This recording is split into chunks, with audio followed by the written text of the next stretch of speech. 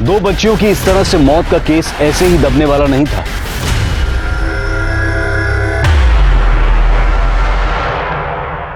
नमस्कार, आदाब।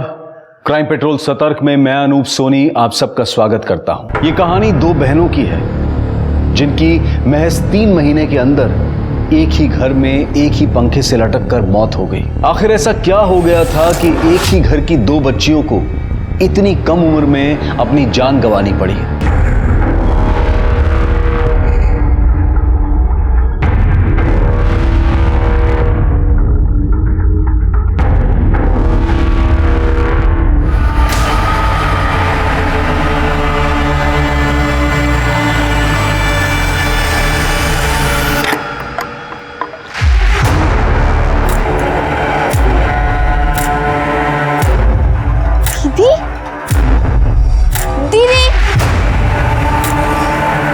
पद्मा, तुम रो काहे रही हो? क्या हुआ? कुछ नहीं। अरे बता ना दीदी, वहाँ झाड़ियों में क्या करने गई थी? वो थोड़ा चक्कर आ रहा था ना, उल्टी जैसा लग रहा था, इसलिए हम वहाँ चले गए थे। बट अब ठीक है। पर उल्टी करने के लिए झाड़ियों में जाने की क्या जरूरत है? यही कहीं कर लेती ना। कितना बकबक करती है अभी। चल घर जल्दी, देर हो रही है।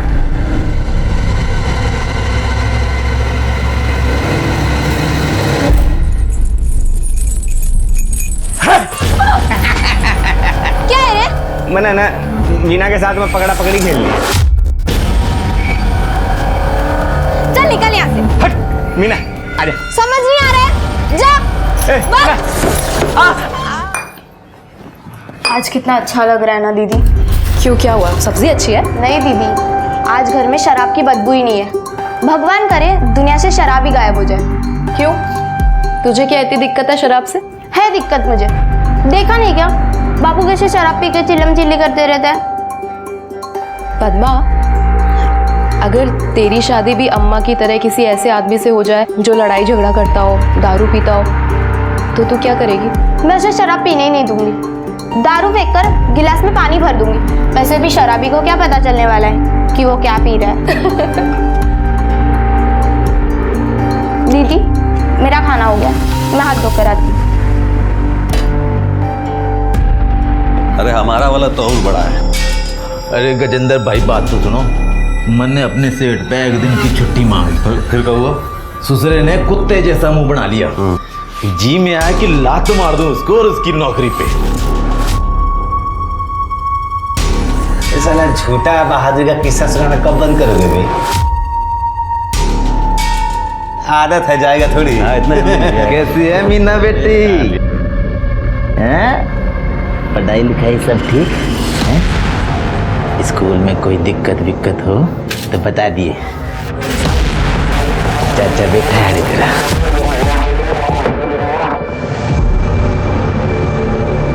ए सुनील बाबू, चाचा भतीजे का लाड दुलार हो गया। हाथ उगले 100 खा लो। तू क्या कर रही है? जाके चखना ले। आइए नीचे बैठते हैं। अपना पकड़ो जरा।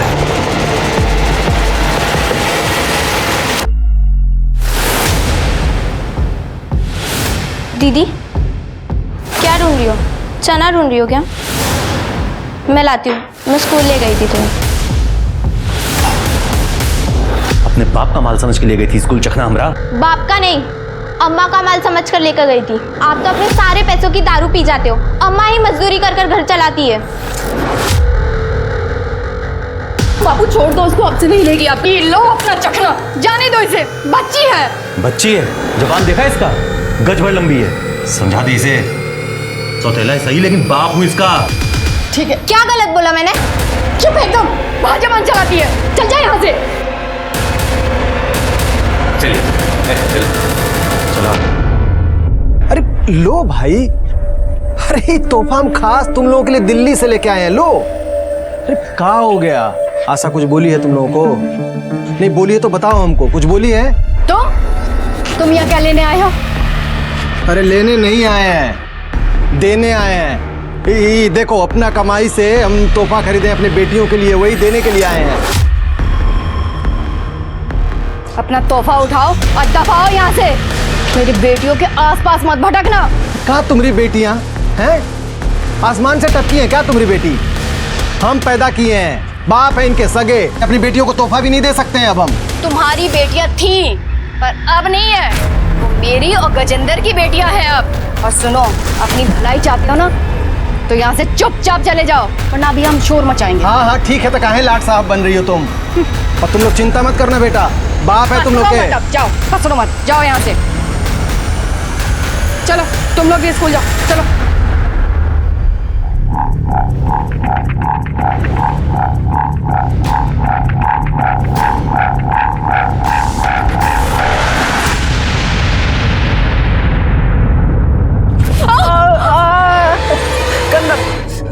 अच्छा मीना बनने से चुरी थी ना, अब मैं भी चूंगा।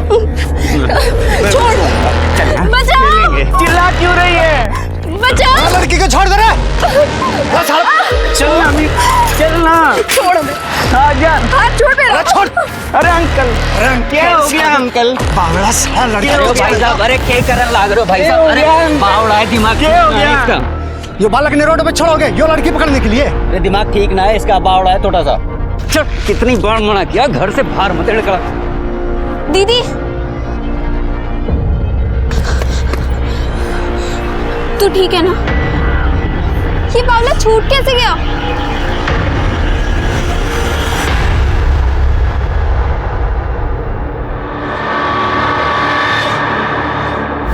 बाबा आपकी भाई, ओ बाबा पीछे देख रहा था मैं। अरे भाई सुनील, ठीक समझ आया, हमारे आने का पता क्यों ना चला तन्ने? अरे कौन है भाई ये?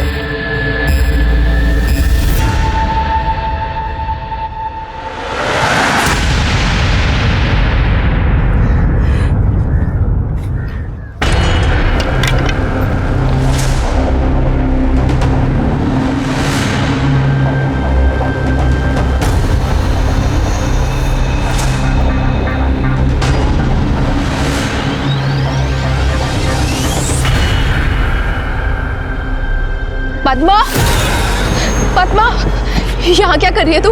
चल घर चल। अब क्या करने जाती हो वहाँ? कुछ नहीं, प्लीज घर चल। कौन है वहाँ? कोई नहीं है पद्मा, तुम घर चल।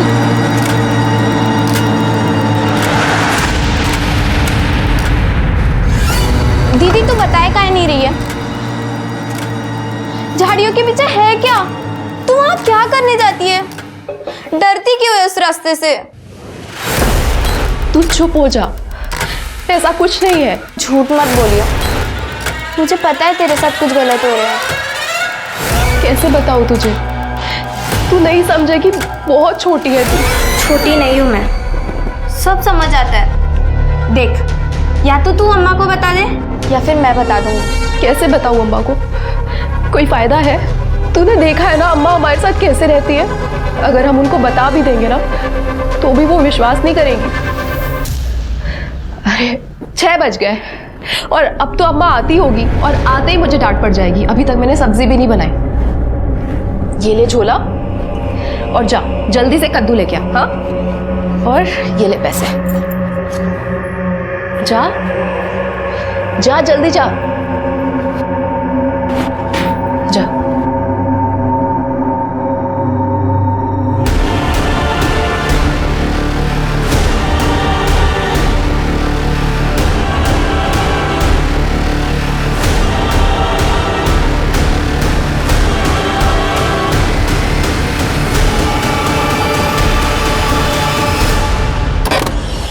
दीदी वो कर मीना मेरी बच्ची, ये तूने क्या किया? मीना मत, मीना मेरी बच्ची, मीना, मीना मेरी बच्ची।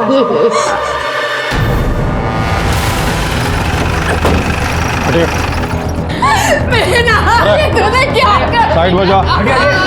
अरे भाई तोमर, बॉडी में नीचे उतारो। मीना, मीना मेरी बच्ची, छोड़ो मुझे। मीना का बाल आ रहा है।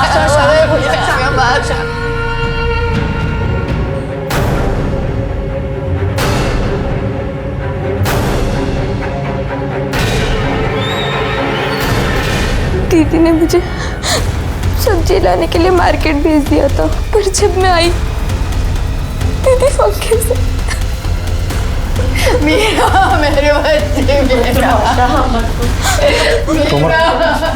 किसी पे शक करने का कोई मतलब ही ना है, साफ साफ है आत्महत्या का केस है यो। नहीं साहब, मेरी बेटी ऐसा नहीं कर सकती, आत्महत्या नहीं कर सकते साहब।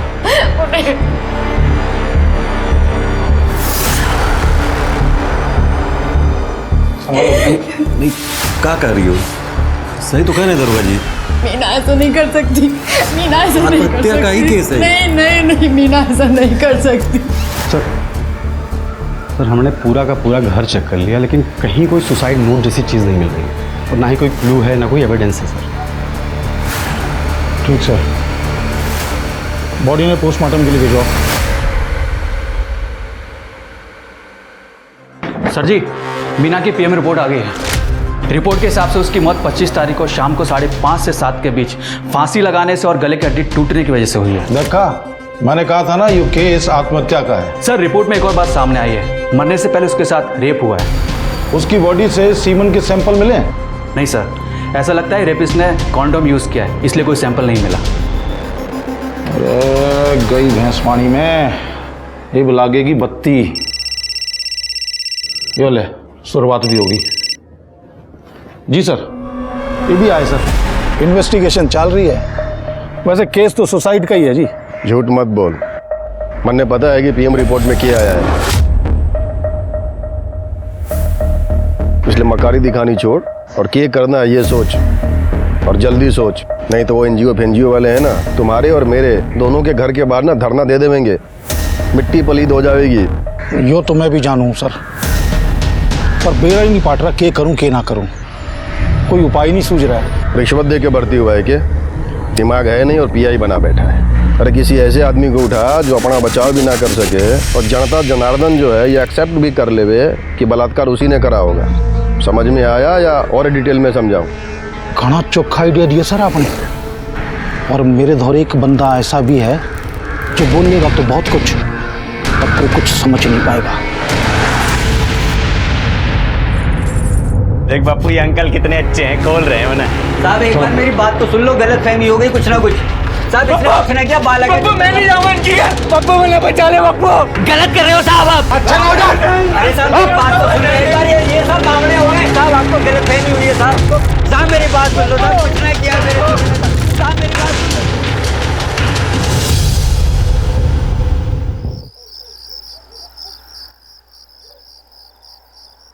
पद्मा पद्मा पद्मा पद्मा दीदी,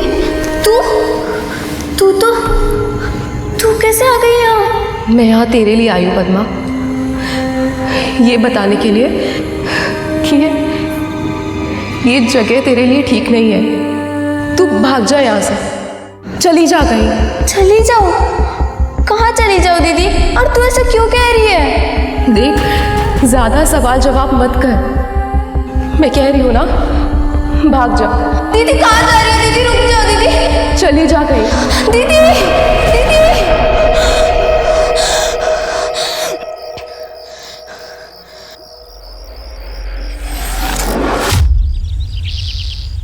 सर एक बुरी खबर है। क्या हो गया?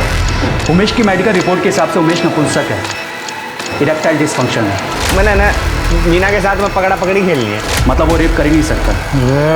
तुम्हारे जय हिंद सर। जय हिंद।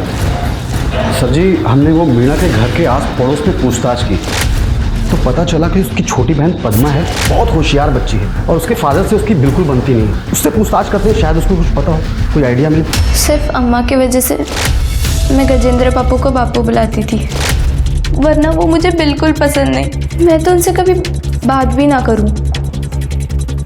क्यों? ऐसा क्या कर दिया गजेंद्र बापू ने? वो और उनके दोस्त राधेश्याम अंकल और सुनील अंकल रोज हमारे घर पर आके दारू पीते थे। और तो और एक रात मैंने देखा कि बापू दीदी के साथ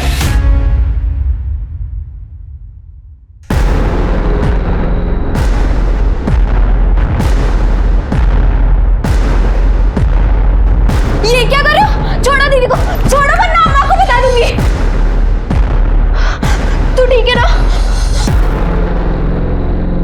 स्कूल के रास्ते में जो झाड़ी पड़ती है ना, वहाँ से जाते हुए भी दीदी बहुत डरती थी। मैंने कई बार उन्हें झाड़ियों से रोते हुए निकलते देखा है। मैंने उससे पूछा भी था कि वो वहाँ क्यों जाती है। झाड़ियों के पीछे है क्या? तू वहाँ क्या करने जाती है? डरती क्यों है उस रास्ते से?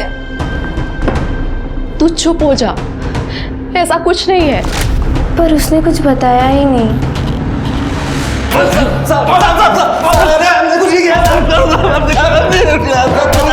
तोमर, रोक ले रोने धोने से कोई फायदा ना होने वाला है, लेकिन कबूल कर लेगा ना तो फायदे में रहेगा। और मैंने सब बेरा से तेरे खर्चे, तेरे चर्चे, तेरे किस्से कहानी सब जानूँ मैं, और यो भी जानता हूँ कि तैने ही वो छोरी मीना का रेप किया है। इसकी वजह से शर्म के मारे आत्महत्या कर ली उसने। सौतेले सही, हम बाप तो है ना उसके साथ, सगी बेटी से ज्यादा प्यार करते हैं तो। फिर पद्मा ने जो देखा था वो क्या था? साहब वो ये बात सच है कि अब वो रात ज्यादा पी लिए रहे। फिर जब घर आए तो मीना आशा की चादर में सो रही थी। हमको समझ में नहीं आया, हम तो सोचे कि आशा है, लेकिन जब पद्मा ने चिल्लाया तो हमको मालूम चल गया था कि मीना है। बहुत शर्म आ रही थी साहब, मेरे आदमी ने जानबूझ के कुछ नहीं किया, वो दारू के नशे में उसे हो गया था। मुझे उसने सब कुछ सच सच बताया। साहब 5 साल हो गए हमारी शादी को। उसने गलत तरीके से छूना तो दूर की बात है, उसने इधर से देखा भी नहीं होगा कभी बच्चियों को। साहब माँ हूँ मैं उनकी, ऐसा कुछ होता तो क्या मैं बर्दाश्त करती? ठीक है, गजेंद्र ने ना किया तो फिर किसने किया? क्योंकि मीना का बलात्कार तो हुआ है। मैं कैसे बता सकती हूँ साहब किसने किया? हाँ बस इतना ज़रूर बता सकती हूँ कि जो कोई भी है इंसान का बच्चा नहीं है साहब। मेरी बच्ची के साथ इतना गंदा काम किया। ठीक है, जाओ। कितने गिरे हुए आदमी हो तुम? तेरे को शर्म नहीं आती इतनी गंदी हरकत करते हुए? इसमें बेशर्मी की क्या बात है आशा? बोलो, हमारी मीना को तो तुम लोग खा गए, अब क्या चाहते हो? पद्मा को भी हमसे छीनना चाहती हो? चुप एकदम। अम्मा झगड़ा मत करो, हमें जाना है। नहीं, इससे डरने की कोई जरूरत नहीं, हम है ना तेरे पास। हम डर नहीं रहे, हमें खुद जाना है। पद्मा चलो। बेटा देखा, ये है हमारी बेटी जो हमारा दर्द समझती है। तू चिंता मत कर बेटा, हम तुम्हारा पूरा ख्याल रखेंगे, हैं?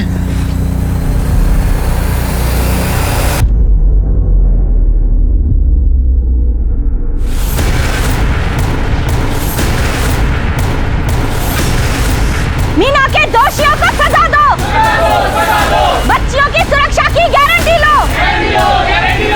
पुलिस प्रशासन हाय हाय, पुलिस प्रशासन हाय हाय। सर, गजेंद्र के खिलाफ कोई सबूत तो है ना हमारे पास, और उमेश को ज्यादा दिन तक जबरदस्ती अंदर रखेंगे तो उल्टा हम फंसेंगे सर। राठी, अब हम कानून बनाने वालों को तू बतावेगा कानून क्या है। देख, आखिरी बार बोल रहा हूँ, किसी सुटेबल आदमी को पकड़ और जल्दी से अंदर डाल, और एक बात अपने भेजे में डाल, अगर मेरी कुर्सी गई ना तो तुम्हारी नौकरी भी बचने ना दूंगा। हाँ समझ रहा हूँ सर। मीना के दोषियों को दंड दो, बलात्कारियों को सजा दो। साहब हम कुछ नहीं किए साहब, हमारा बात का विश्वास कीजिए साहब, हम कुछ नहीं किए साहब, हमारा बात का विश्वास कीजिए साहब, हम कुछ नहीं किए साहब।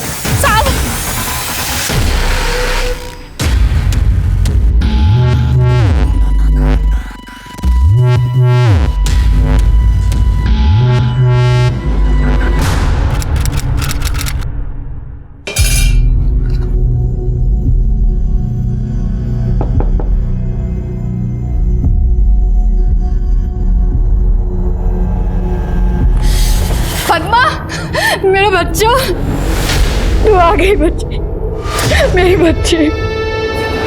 अपनी माँ को छोड़ के वापस तो नहीं जाएंगे ना फिर से? मैं पानी लेके आती हूँ। बेल मिल गई है, केस भी 2-4 हेयरिंग में खत्म हो जाएगा। धन्यवाद साहब।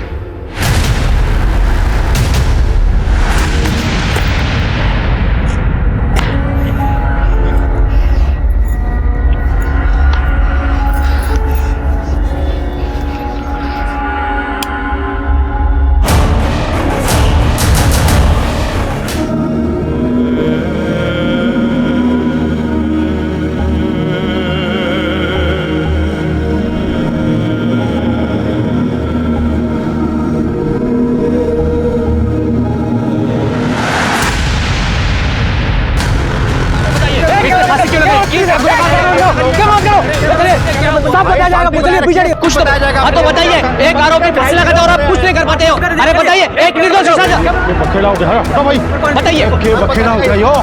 सर बताइए, क्या ये राधे श्याम के निर्दोष होने का सबूत था, या फिर वो क्राइम करने के बाद सिर्फ अपनी जिल्लत भरी जिंदगी से मुक्त होना चाहता था?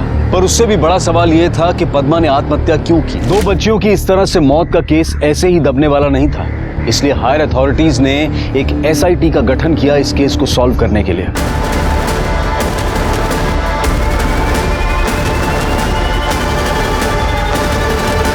सर, ये वो पंखा है जिस पे हमारा दोनों बेटी लटक कर अपना जान दे दी।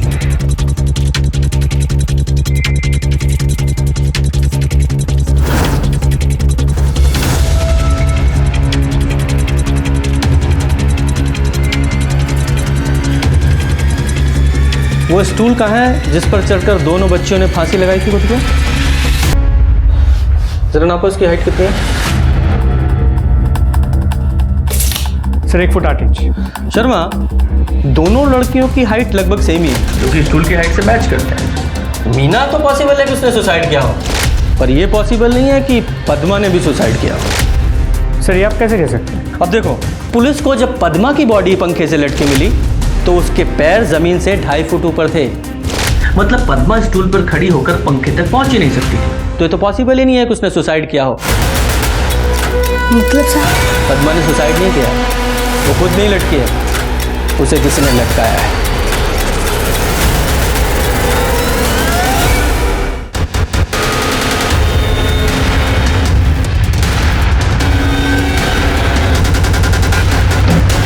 अरे तुम्हारा खड़े हो जा। और साहब, जैन साहब, वो आप लोग कल आने वाले थे ना, तो इंतजाम नहीं हो पाया स्वागत का। अरे साहब के लिए चाय नाश्ता का इंतजाम कर, बढ़िया बड़ा बढ़िया। और रहने दो, उसकी जरूरत नहीं है। अगर तुम लोग अपना काम ठीक से करते तो हमें यहाँ आने की जरूरत ही नहीं पड़ती। तीनों केस की फाइल्स और सारे एविडेंस हैंड ओवर कर दो, हमारे लिए एक रूम रेडी कराओ, और तुम्हारा एक कांस्टेबल भी हमें चाहिए। जी जी। ये मीना की पोस्टमार्टम रिपोर्ट है? ये पोस्टमार्टम रिपोर्ट है या मजाक है? और कौन है ये डॉक्टर शुक्ला जिन्होंने रिपोर्ट बनाई है? मुझे अभी के अभी शुक्ला से मिलना है। कहाँ मिलेंगे ये? वो सर, वो पद्मा की बॉडी का पोस्टमार्टम कर रहे हैं, वही हैं डॉक्टर। तो आज वहीं जाके मिलते हैं इनसे, जरा देखे तो सही कितना एक्सपीरियंस है ना पोस्टमार्टम का। एकदम मजाक बना के रखा है पोस्टमार्टम को। चलिए मिलवाइए।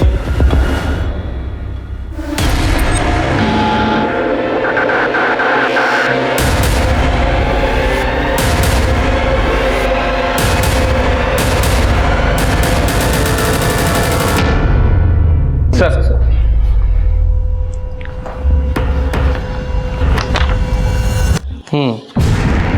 तो पद्मा का पहले गला घोटा गया है जी, और वो मीना, उसकी मौत कैसे हुई थी? सर मैं कसम खा के बोल रहा हूँ, मैंने कोई झूठी रिपोर्ट नहीं बनाई। मीना ने सचमुच फांसी लगाई थी और उसके गले की हड्डी भी टूटी हुई थी। ठीक है, मान लेते हैं आपकी बात, लेकिन आपने अपनी रिपोर्ट में ये लिखा है कि मीना सेक्सुअली एक्टिव थी, और साथ ही आप ही ने उस रिपोर्ट में ये लिखा है कि मरने से पहले उसके साथ रेप हुआ था और उसका हाइमन ब्रेक हुआ था, मीन्स वर्जिन थी। तो जरा समझाएंगे हमें कि एक ही समय में एक लड़की सेक्सुअली एक्टिव कैसे थी और वर्जिन कैसे थी? वो सर शर्मा, तो डॉक्टर साहब को अरेस्ट करके थाने ले चलो, वहीं पूछताछ कर। सर एक्सक्यूज मी सर वो मैंने अपनी मर्जी से नहीं लिखा था। राजेंद्र टोकस जी ने मुझसे जबरदस्ती लिखवाया था कि मीना सेक्सुअली एक्टिव थी। पर आपने वो जो एनल सेक्स के बारे में लिखा था, वो किसके कहने पर लिखा था? नहीं सर, वो झूठ नहीं था। मीना के रेप और उसके मरने से पहले उसके साथ पिछले काफी समय से अननेचुरल सेक्स किया जा रहा था।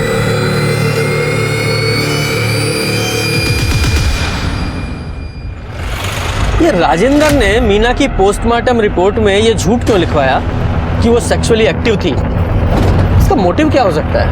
ये डॉक्टर शुक्ला ने मीना की पोस्टमार्टम रिपोर्ट में ये लिखा था कि उसके साथ एनल सेक्स, बड़ा अननेचुरल सेक्स हो रहा था, जिसे वो बेचारी झेल भी रही थी, लेकिन उसकी मौत से ठीक पहले उसके साथ रेप हुआ था। सर पर मेरे ये समझ में नहीं आया कि पद्मा का मर्डर, पोस्टमार्टम रिपोर्ट के हिसाब से पद्मा का तो रेप भी नहीं हुआ था।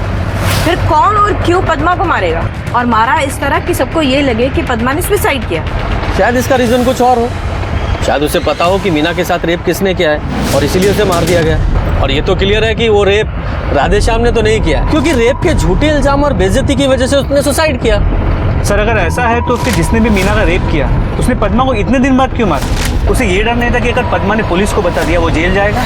शर्मा, तुम शायद भूल रहे हो कि मीना की मौत के तुरंत बाद पद्मा अपने असली बाप कैलाश के साथ दूसरे शहर चली गई थी। तभी उस रेपिस्ट को लगा वो सेफ है, लेकिन जब वो वापस आई 2 तारीख को, उसके बाद अगले ही दिन 3 तारीख को उसका मर्डर हो गया। इसका मतलब ये है कि कल्प्रिट यही कोई लोकल है, सोना का। क्या बात है इंस्पेक्टर साहब, आप तो करंट से भी तेज चल रहे हो। आप जानते क्या हो मेरे गांव के बारे में? कितना जानते हो जो आपने ये अंदाजा लगा लिया कि कल्प्रिट कोई लोकल ही होगा? राजेंद्र जी, मुझे आपके गांव के बारे में नहीं, अपने क्राइम और कल्प्रिट के बारे में ज्यादा जानने की जरूरत है। वो डॉक्टर शुक्ला जिसने मीना की पोस्टमार्टम रिपोर्ट में ये झूठ लिखा था कि मीना सेक्सुअली एक्टिव थी, उसने कन्फेस कर लिया है। और वो आपका लोकल पीआई राठी, उसका इस केस में कितना इन्वॉल्वमेंट है वो भी मैं अच्छी तरह से समझ रहा हूं। तो अब आप ये बताइए कि आप किसको और क्यों बचाने की कोशिश कर रहे हैं?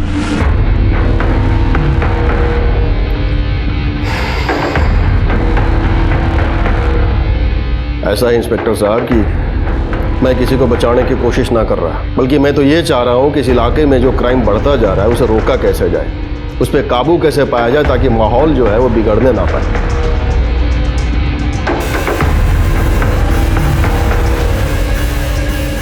हेलो, इधर आ। कौन है ये? मेरा बेटा से विक्रांत। करता क्या? ऐश करता हूँ। तो दिक्कत है? नहीं, ऐश अगर इलीगल नहीं है तो कोई दिक्कत नहीं है, वरना दिक्कत ही दिक्कत है। जब दिक्कत होगी तब देखी जाएगी। चलो चल। ऐश। शर्मा, ये मीना और पद्मा और साथ में इस विक्रांत की भी, मुझे जानना है ये कौन सी और कैसी ऐश करता है।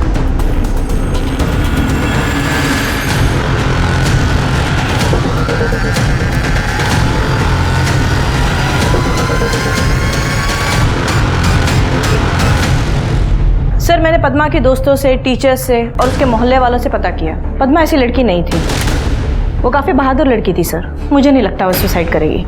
सर, मीना के पड़ोस में एक दिमागी तौर पे कमजोर लड़का रहता है, उमेश। लोगों ने कहा कि वो मीना को छेड़ा करता था और 1 आध 2 बार उसे खींच के घर भी ले गया है। उमेश, ये वही लड़का है ना जो पद्मा के मर्डर से ठीक पहले पद्मा के घर में घुसा था और पद्मा पर अटैक किया था? जी सर। इसके अलावा एक और इंटरेस्टिंग बात पता चली। पार्षद राजेंद्र का ड्राइवर सुनील, राधेश्याम और मीना के बाप गजेंद्र का काफी अच्छा दोस्त। तीनों साथ मिलकर गजेंद्र के घर पे शराब भी पिया करते। लेकिन जब से राधेश्याम ने सुसाइड किया है, ये सुनील गायब है, काम पे भी नहीं है। ढूंढो इस सुनील को और उससे पहले इस उमेश से मिलके आते हैं। साहब, बालक बुद्धि है मेरा उमेश। हाँ, 1-2 बार जरूर खींच लाया था ये मीना को खेलने खातिर। मैंने मार भी लियो, पीट भी लिया, डांट भी लिया। अब बुद्धि हो तो समझ आवे ना इसे बात। इसे समझ में नहीं आता तो तुझे तो समझ में आता है ना। कहीं ऐसा तो नहीं इसके बहाने तूने उसका फ़ायदा उठाया हो? ये यहाँ उसे खींच लाया, तूने इसे यहाँ बांध दिया और बाद में मीना के साथ। जिसकी चाव कसम खाने को तैयार हूँ साहब। मरा मुँह देखूँ अपनी औलाद का। आप समझ नहीं सकते साहब, अपनी औलाद को ढोरों की तरह जंजीर तक बांधने में कितना जी पे जोर पड़े। ये 1-2 बार जरूर उसे ले आया था यहाँ से, पर मैं घर में ना था उस वक्त। आप चाहो तो मोहल्ले वालों से पूछ लो। सर, पूरा घर चेक किया, कुछ नहीं है। भूख और गरीबी के अलावा क्या मिलेगा साहब यहाँ से? मैं और मेरा छोरा दोनों बेकसूर हैं, निर्दोष हैं। जब तक असली अपराधी नहीं मिल जाता, हमारी नज़र में कोई निर्दोष नहीं है। आई बात समझ में? सर, मीना और पद्मा दोनों की केस फाइल्स और एविडेंसेस को मैं चेक कर रहा था, तब पद्मा की केस फाइल में ये मिला है। जब पद्मा को फैन से नीचे उतारा जा रहा था, उसके हाथ में ये बाल के टुकड़े फंसे हुए मिले थे। पुलिस स्टेशन है, तबेला है। इस एविडेंस को फॉरेंसिक के लिए क्यों नहीं भेजा गया अभी तक? सर, वो शायद राठी सर भूल गए होंगे। भूल गए होंगे या जानबूझकर उन्होंने नहीं भेजा? क्योंकि बहुत सारी चीज़ें उन्होंने इस केस में जानबूझकर नहीं की हैं। शर्मा, इसे लो, इसे प्रायोरिटी बेसिस पे डीएनए टेस्ट के लिए भेजो और सारे सस्पेक्ट से मैच कराओ। सर जी, वो मदन भी हो सकता है। मदन? ये मदन कौन है? सर, लोकल गुंडा है, आवारागर्दी करता रहता है और कई बार तो स्कूल से आते हुए मीना को छेड़ता रहता था। मदन के बारे में जब इतना सब कुछ पता था तो उसके खिलाफ एक्शन क्या लिया तुम लोगों ने? सर, मुझे भी अभी 3-4 दिन पहले ही पता चला है। दरअसल मेरी छोटी बहन है ना, वो मीना के साथ ही पढ़ती थी, उसी ने मुझे बताया। सर वैसे भी मैं क्या कर सकता था, जब राठी सर ने कोई एक्शन नहीं लिया तो।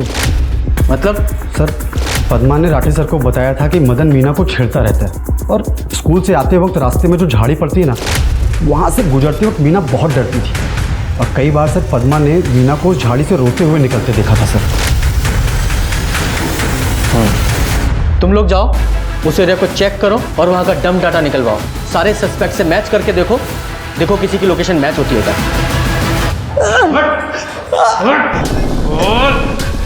साहब पद्मा तो बालक थी, मुझे तो मीना पसंद थी साहब जी, पर वो मैंने घास ही नहीं डालती थी। पद्मा की नहीं, मीना की ही बात कर रहे हैं हम। स्कूल आते जाते छेड़ता था ना तू उसे, और झाड़ियों के पीछे ले जाकर उसके साथ दुष्कर्म भी करता था। पद्मा ने वो करते हुए तुझे देख लिया, पद्मा को मार डाला तूने? ना साहब जी, मीना का मैंने सिर्फ 1-2 बार हाथ ही पकड़ा होगा, और मैंने पद्मा को नहीं मारा साहब जी। किसी को नहीं मारा तूने? ये पद्मा के मर्डर के टाइम पे तेरे फोन की लोकेशन पद्मा के घर के पास में थी, समझा? अब बता। साहब जी मैं मानता हूँ कि मैं उस दिन उस एरिया में था, पर साहब जी मैंने किसी को नहीं मारा। साहब जी मैं तो वापस चोरी करने गया था, इससे पहले 1-2 बार चोरी भी करी है मैंने। वो क्या है कि वहाँ पर जो माँ बाप है वो मजदूरी करने चले जाते हैं, बच्चे स्कूल, तो मैंने जो भी दिखता है मैं उठा लेता हूँ, उससे मेरा खर्चा पानी चल जाता था। खर्चा पानी तो जरा साहब जी बता रहा हूँ, बताता हूँ साहब जी, सच बोल रहा हूँ साहब जी। हाँ बता। साहब जी मैं उस दिन नहीं गया था पद्मा के घर, क्योंकि मैंने देख लिया था कि आशा उमेश को मारने के लिए झाड़ू लेके पीछे पड़ी थी, और पद्मा घर के अंदर ही थी। ऐसे में चोरी करने का तो सवाल ही नहीं उठता। मैंने कुछ नहीं किया साहब जी। शर्मा, पद्मा के हाथ में जो बाल मिले उसका डीएनए इसके डीएनए से मैच कराओ जरा। सर जिस दिन मीना ने सुसाइड किया उस दिन विक्रांत की मोबाइल की लोकेशन पूरे आधे घंटे के लिए मीना के घर के आसपास की है, ठीक उसी वक्त जब पद्मा मार्केट गई थी सब्जी लाने। तो ये विक्रांत इसी को ऐश बता रहा था, और उसका बाप पोस्टमार्टम रिपोर्ट में ये झूठ लिखवाकर कि मीना सेक्सुअली एक्टिव थी, अपने बेटे को बचाने की कोशिश कर रहा था। सर विक्रांत का ड्राइवर सुनील रंका अपने मामा के घर पे छुप कर बैठा था। जैसे पुलिस टीम पहुंची भागने की कोशिश कर रहा था, पर हमारी टीम ने दबोच लिया उसे। सर पहले इस ड्राइवर को तोड़ते हैं, फिर इसके मालिक को। अरे मैंने कुछ नहीं किया साहब जी, कुछ नहीं किया साहब जी। मैं चुप के को नहीं बैठा था, मामा की तबीयत खराब थी तो मिलने गया था। अच्छा मामा के यहाँ गया था? शर्मा इसकी तुड़ाई करो। नहीं तेरे मामा को देखने आना पड़ेगा ना तुझे, एहसान भी उतर जाएगा। बता रहे हो। शुरू से बोल एक बात। एक बात बता रहे हो साहब जी। हम गजेंद्र के घर दारू पीने जाया करे थे, मीना जज की थी, मैंने नजर ना हटती थी साहब जी उस पे थे। आप एक दिन हम दारू पीने लाग रहे थे। 4 बार बोले रहे साहब, और 4 बार बोले उधर जाओगे तो कुतुआ काटेगा। मैंने देखी कि मीना नहाने जा रही है,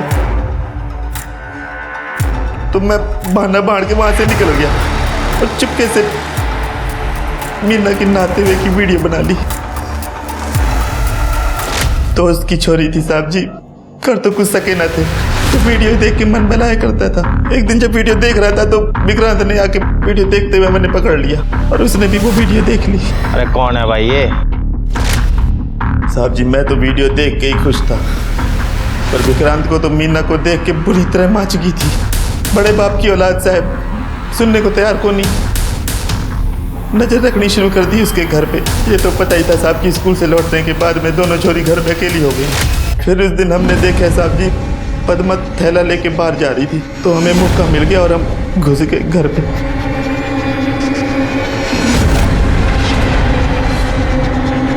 कौन हो तुम? मीना का नेकेड वीडियो देख के हमारा माथा घूम गया। मैंने वो कुछ भी करके चाहिए थी, कुछ भी। कुछ भी से तेरा मतलब है तो कुछ भी करेगा और तेरा बाप तुझे बचा लेगा?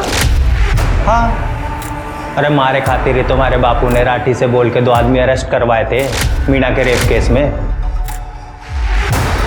इसने भी तो पैसे लिए थे, तभी तो अंडरग्राउंड हुआ था ये। वो तो आप आ गए सर जी, तो भसड़ मच गई, वरना तो सब नॉर्मल ही था, ठीक ही चल रहा था। अच्छा, और तुझे अब तो समझ में आ गया ना कि तेरा बाप भी अब तुझे नहीं बचा सकता। और सुन, मीना का रेप करने से पहले तूने उसके साथ कई बार अप्राकृतिक संबंध बनाए थे, हैं? बोल। के बोल रहा सर जी? प्योर मर्द आदमी हूँ, सब गंदे शौक मैं ना रखता। हाँ, उस दिन पहली बार और आखिरी बार मैंने मीना के साथ सेक्स किया था, वो भी तबीयत से, नॉर्मल तरीके से, कॉन्डम लगा के। यकीन ना हो रहा?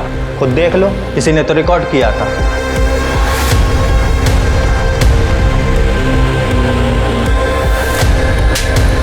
एसआईटी ने एक बड़ी गुत्थी सुलझा ली थी। मीना का बलात्कार करने वाले विक्रांत पांडे को अरेस्ट कर लिया गया था। राजन पांडे और अजीत राठी को केस को कवर अप करने और राधे श्याम के अबेटमेंट ऑफ सुसाइड के जुर्म में गिरफ्तार किया गया है। सुनील रंका भी मीना के अश्लील वीडियो बनाने के लिए और क्राइम में मदद करने के लिए अरेस्ट हुआ। अजीत राठी पर इंक्वायरी बिठाई गई है, पर मीना की मौत ने और कई क्राइम्स को एसआईटी के सामने ला दिया था। एसआईटी को अब यह पता करना था कि रेप से पहले मीना को कौन सेक्सुअली अब्यूज करता था और पद्मा का मर्डर किसने किया था और क्यों। जिस समय पद्मा का मर्डर हुआ, ये सुनील अपने मामा के यहाँ गया हुआ था दूसरे गांव में, और ये विक्रांत ये दिल्ली गया हुआ था, ये कंफर्म हो चुका है। और ये आशा और ये दीपक ये दोनों तो पुलिस स्टेशन में ही थे, और ये उमेश ये अपने घर पे चेन से बंधा हुआ था, और ये गजेंद्र ये कंस्ट्रक्शन साइट पर था। तो पद्मा को मार कौन सकता है? सर, हो सकता है इनमें से किसी ने किया हो या करवाया हो जानबूझकर, और फिर अपनी लोकेशन चेंज कर दी। वैसे भी आजकल लोगों को पता ही है, पुलिस सबसे पहले चेक करती है तो सिर्फ लोकेशन ही चेक करती है। सर, ठीक है सर, पद्मा के हाथ में मिले बाल का डीएनए गजेंद्र, आशा, सुनील, विक्रांत या मदन इनमें से किसी के भी डीएनए के साथ मैच नहीं करता, लेकिन इतना कंफर्म हुआ है कि ये बाल किसी आदमी का है। लेकिन ये आदमी है कौन? सर, मैंने डम डेटा चेक किया। पद्मा की मौत के वक्त मदन के अलावा वहां पर एक और आदमी मौजूद था। कौन है वो? तेरे मोबाइल का इंटरनेट यूजेज चेक किया हमने, बहुत चाइल्ड पॉर्न देखता है तू, बच्चों के गंदे वीडियो। हाँ साहब, मोबाइल में फ्री में मिलता है तो हम ही थोड़े देखते हैं, सभी लोग देखता है। लेकिन पद्मा की डेड बॉडी के हाथ में जो बाल मिले हैं वो सभी के नहीं, वो तेरे हैं। और पद्मा के मर्डर के टाइम पे तेरी मोबाइल लोकेशन पद्मा के घर पे ही है। और तो और वो मीना स्कूल के रास्ते में जिस झाड़ी को पार करते हुए डरती थी, वहां भी तेरी मोबाइल लोकेशन ट्रेस हुई है। तू ही था जो उसके साथ उन झाड़ियों में कुकर्म करता था। वो मदन से नहीं, तुझसे डरती थी, अपने सगे बाप से। साहब बोल। साहब, हमारी बात बताते हैं। दरअसल साहब, वो बच्चा वाला सब फौरन वीडियो देख देख के ना दिमाग खराब हो गया था साहब। क्या करते, कोई तो चाहिए था ना हमको, तो हमको मीना का याद आया। वैसे भी वो हमारी बेटी थी नहीं साहब, मीना और पद्मा असवा का कोनो चक्कर था, उससे पैदा हुई थी। यही सोच के हम उसको रास्ते में रोकना शुरू किया साहब, और पहली बार उसको झाड़ी में लेके गए। मीना, आप यहाँ क्या कर रहे हैं? तुम्हारे लिए ही आए हैं। तुम्हारे लिए एक तोहफा लेके आए थे, वो वही देना था। आओ ना, आओ देखो। तोहफा? हाँ, आओ ना, दिखाते हैं। नहीं, हमें नहीं चाहिए तोहफा। फिर तो ऐसे समझ लीजिए साहब कि हमको एक तरह से उसका लत लग गया था, उसके बिना मन ही नहीं लगता था। तो फिर हमारा ध्यान वो पद्मा पर गया। हमने वो राठी साहब को बोल के आशा पर दबाव बनवाया और ज़बरदस्ती पद्मा को अपने घर लेके गए। और फिर इंसान नहीं है तू, जानवर है, जानवर। बल्कि जानवर भी नहीं है, वो भी अपने बच्चों पे तरस खाते हैं, लेकिन तू आगे बोल। क्या बोले साहब, वो तो कुछ कर ही नहीं सकती थी ना, तो क्या करते उसके साथ।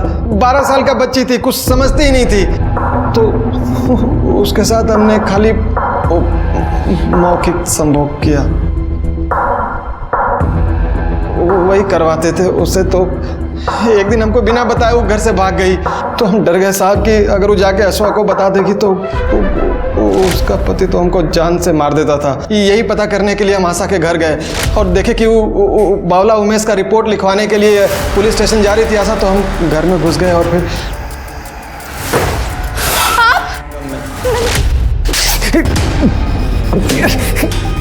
शर्मा, मीना के रेप और पद्मा को मोलेस्ट करके उसका मर्डर करने के जुर्म में इसकी चार्जशीट तैयार करो।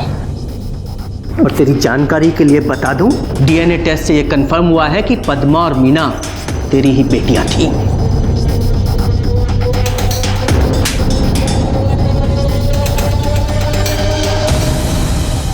मीना ने आत्महत्या भले ही अपने रेप के बाद की थी जो कि विक्रांत ने किया था, लेकिन मीना का हौसला तो अपने पिता कैलाश के हाथों ही टूटना शुरू हो गया था। रेप तो मीना की गरिमा और उसके मासूम जिस्म पर आखिरी वार था और उसकी हिम्मत जवाब दे गई।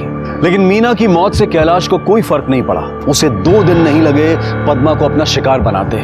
मीना और पद्मा की कहानी जानने के बाद यही निष्कर्ष निकलता है कि कई बार आप अपने अपनों पर भी आंख मूंद कर भरोसा नहीं कर सकते। ऐसे केसेस में कभी कभी लगता है कि आखिर क्या गलत किया इन मासूमों ने। जान देना कभी भी किसी समस्या का समाधान नहीं हो सकता, लेकिन समाधान ढूंढना बच्चों की जिम्मेदारी नहीं है, बल्कि हमारी जिम्मेदारी है। देखते हैं हमारे आज के एपिसोड की दूसरी कहानी। भैया एक कड़क चाय, मैं भी आता हूँ। ठीक है।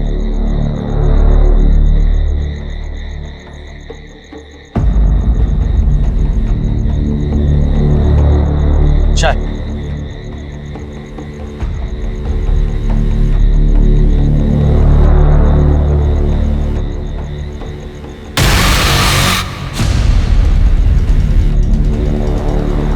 दादा 2 मिनट पहले मैंने यहाँ बाइक खड़ी कर दी, कहाँ गई? मुझे नहीं पता, मेरा ध्यान नहीं था।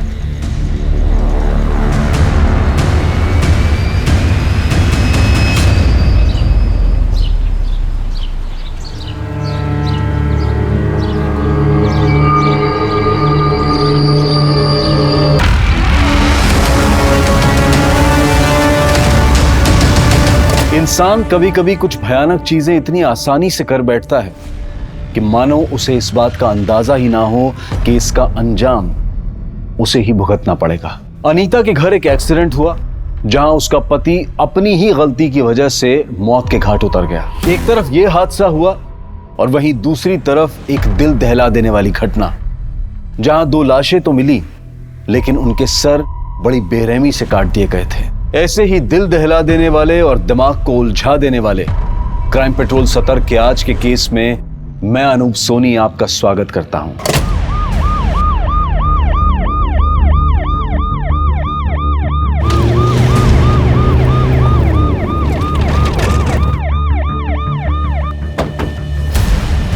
Morning sir. मॉर्निंग। सिचुएशन क्या है? सर इस तरफ।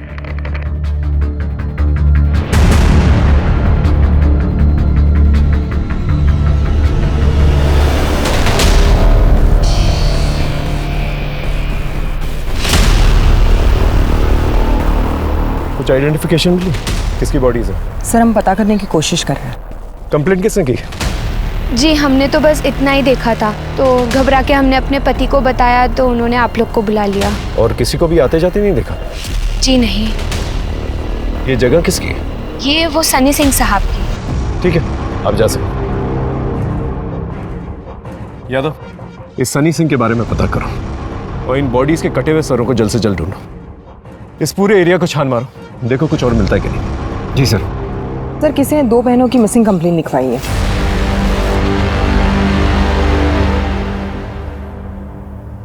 सर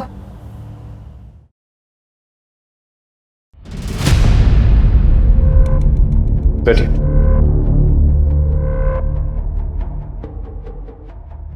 आप ही ने मिसिंग कंप्लेंट दर्ज करवाई थी? जी सर। सर ये दोनों हमारी बहनें हैं, चारू और माला। सुबह से पता नहीं कहाँ गायब हैं। हम जब इनके घर पर गए तो दरवाजा अंदर से बंद था। माला, चारू, अरे अब तक सो रही हो क्या तुम दोनों? दरवाजा खोलो भाई। माला,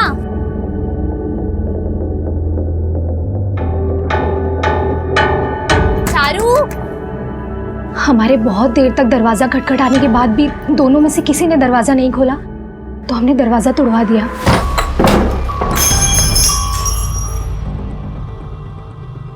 चारू, माला, चारू, माला,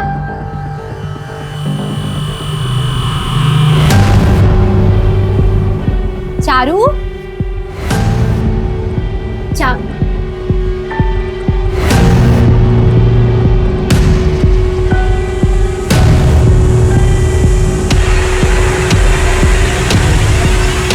अंदर गए तो अंदर कोई भी नहीं था।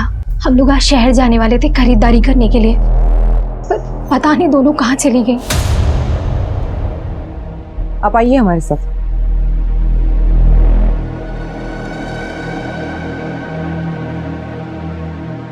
नीलू जी, हमें ये 2 बॉडीज मिली हैं जिनके सर नहीं है। बॉडीज के साथ कुछ चीजें हैं, अगर आप आइडेंटिफाई कर सकें तो।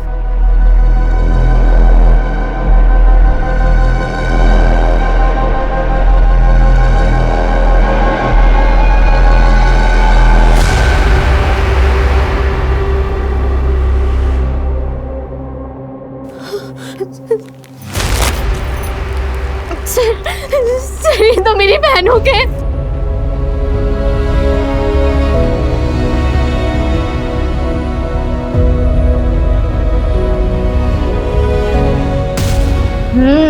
लिट्टी तो कमाल की बनाई आप।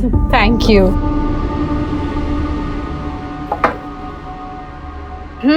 आ गई मैडम, ये लो अब फटाफट से नाश्ता कर लो, फिर मुझे घर के लिए भी निकलना है। ये लो। अब देखो महारानी के नखरे कैसे शुरू होंगे।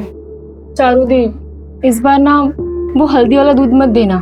बचपन में मुझे जुकाम ज्यादा रहता था, पर इसका मतलब ये नहीं है कि आप जिंदगी भर वो हल्दी वाला दूध पिलाते ही रहोगे। अच्छा, तो मैडम क्या पियेंगी आप? शहर में मिलता है ना चॉकलेट, क्या बोलते हैं उसको? Hot chocolate. अच्छा, हॉट चॉकलेट। तुझे बड़ा पता है हॉट चॉकलेट के बारे में?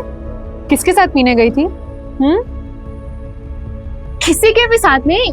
और क्या आप लोग किसी के साथ जाओगे तब मालूम पड़ेगा, ऐसा ना कुछ नहीं होता है। याद रखना, वकीलों से ज्यादा देर तक सच छुप नहीं सकता।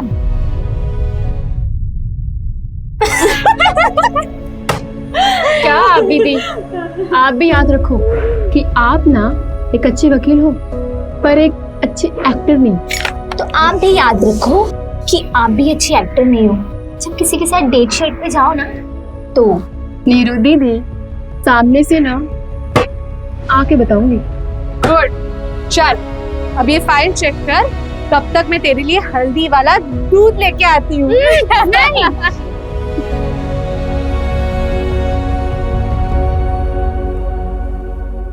हमें माला और चारू के घर की तलाशी लेनी होगी।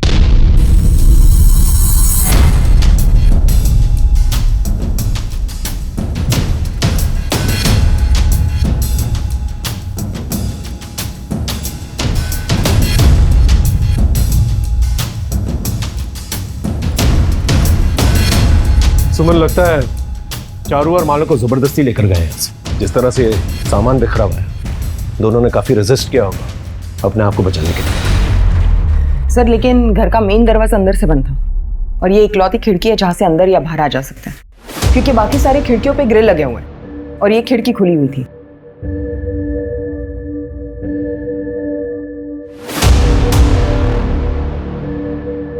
फुटमार्क्स।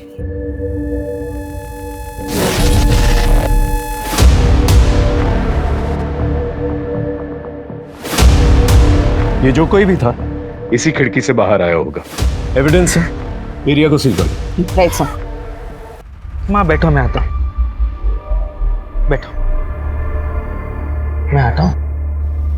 साहब मैं जीतू हूँ, मैं यहीं पे रहता हूँ। चारू और माला के बारे में कुछ पता चला? क्या वो 2 लाशें उन्हीं की थी? अभी फिलहाल छानबीन चल रही है। तो जानते हो इनके बारे में? साहब कल रात तकरीबन 11 बजे चारू घर पे आई थी चीनी लेने के लिए। उसने कहा कि उसे देर रात तक काम करते हुए चाय पीने की आदत है। तब तो सब कुछ नॉर्मल था सर, और आज सुबह अचानक से ये सब कुछ हो गया, पता ही नहीं चला। कभी कुछ अजीब देखा या सुना हो? नहीं साहब, ऐसा कुछ नहीं। ठीक है।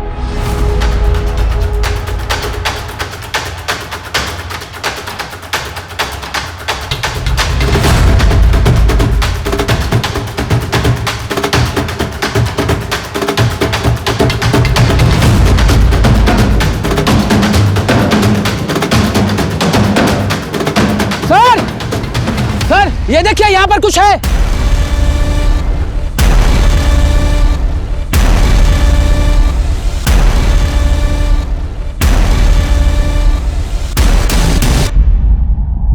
आपके बाइक की कोई ऐसी निशानी जिससे उसे पहचाना जा सके, क्योंकि चोरी करने वाले सबसे पहले नंबर प्लेट चेंज करते हैं। जी मेरी बाइक के पीछे साइड में थोड़ा सा डेंट और आगे खोपड़ी का स्टिकर लगा हुआ है। आप घर जाइए, बाइक के बारे में कुछ भी पता चलता है तो हम आपको इन्फॉर्म करें।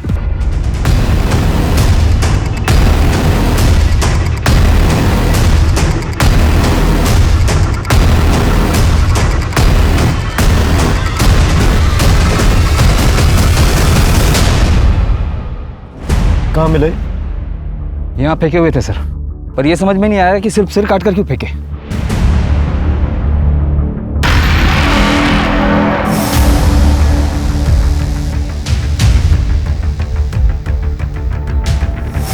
यादव,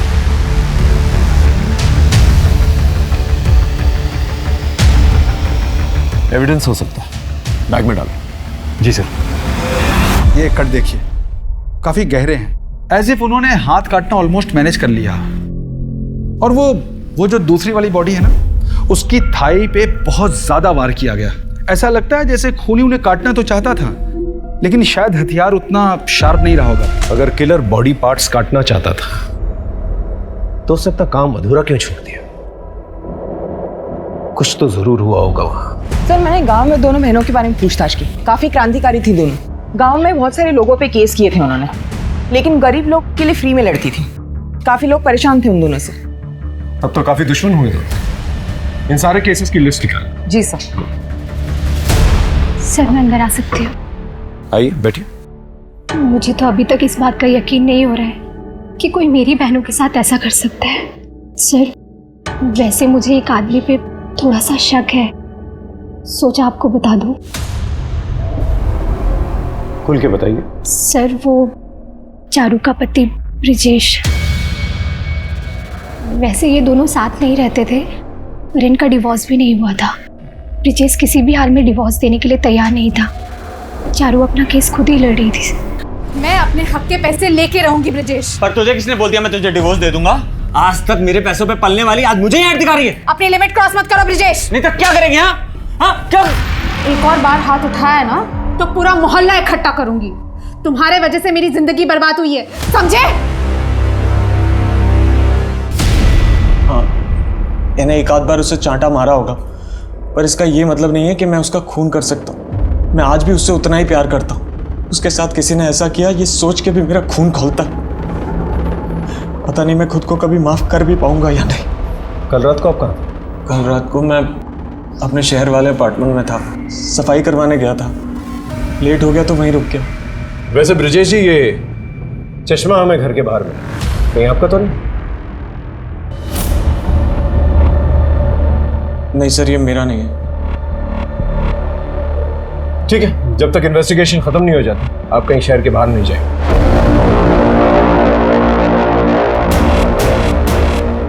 ब्रिजेश मुझे कुछ गड़बड़ लगा, इसका स्टेटमेंट वेरीफाई करा। जी सर, मैं इसकी पर्सनल हिस्ट्री निकलवाता हूँ।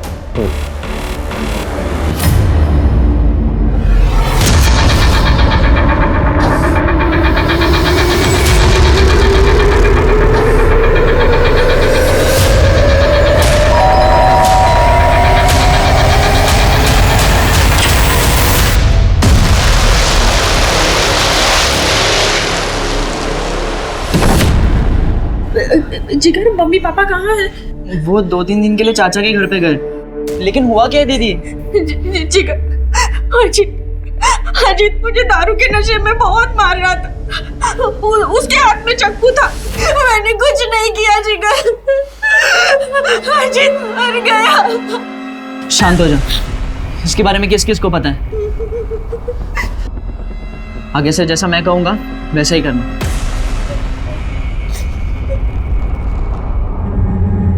एक तरफ अनीता थी जिससे गलती से अपने पति अजीत की हत्या हो गई, और दूसरी तरफ पुलिस एक ऐसा केस सॉल्व कर रही थी जिसमें किसी भी जगह से, कहीं से भी उन्हें उम्मीद की कोई किरण नजर नहीं आ रही थी। चारू और माला दोनों वकील थी, और वकीलों के तो अक्सर कई दुश्मन होते हैं। ऐसे में पुलिस उनके कातिल तक पहुंचे भी तो कैसे?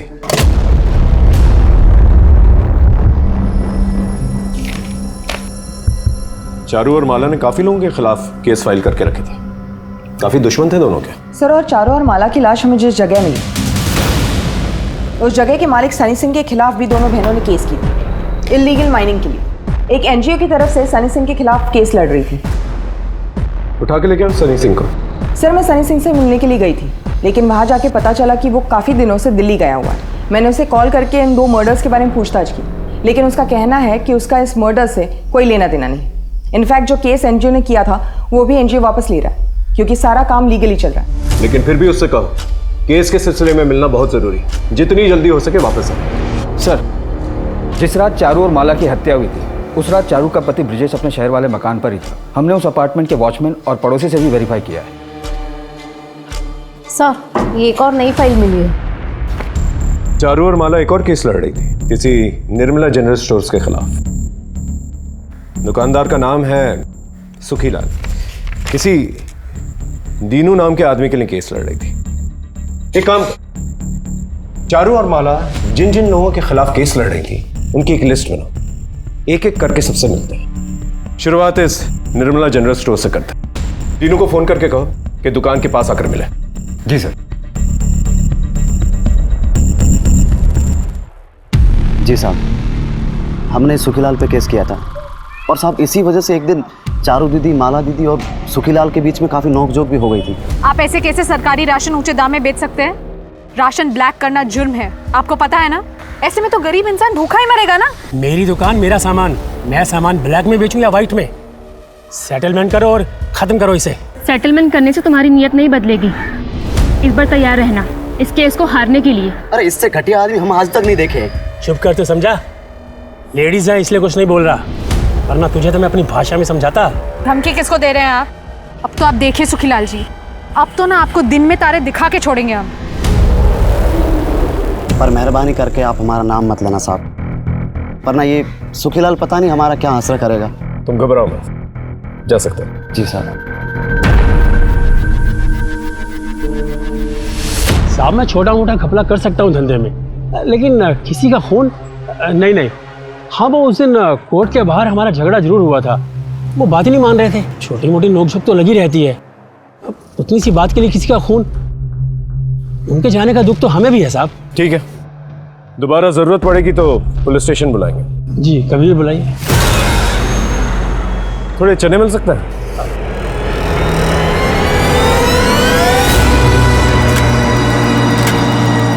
थैली नहीं है? बड़ी है। बड़ी चलेगी ना? 20 के दे दूं? हाँ 20 के चलेंगे। ये लीजिए। शुक्रिया।